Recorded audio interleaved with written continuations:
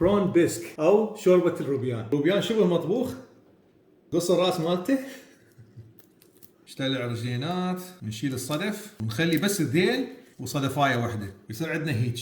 نجيب جدريه ونخلي بيها القشور مال البرون، وحتى الراس هنا هم نجيبه ونخليه، نخلي عليها مي، ناخذه ونخليه على الطباخ لمده 20 الى 30 دقيقه. سطل العماله على النار، خليه يحمى. زيت زيتون، خلي زبد، بصل مفروم ناعم، عضوض كرفس، جزر مفروم ناعم، ونحمسهم شويه 5 الى 7 دقائق. الفلايه حمراء مفرومه ناعم، هاي حاره ننزلها. ثوم مهروس ننزله، بس نحمس شويه. خاشوكتين معجون طماطه نحمسهم، نخبط ربع كوب طحين، شويه شويه ننزله ونخوط.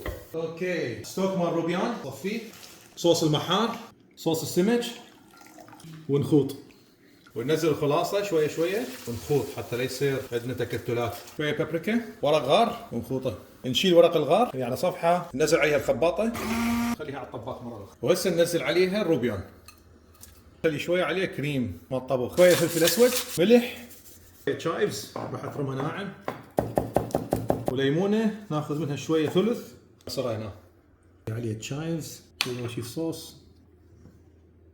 بس اخذ لي برونايه من الذيل وبسم الله. طعم خيالي، مكانكم خالي.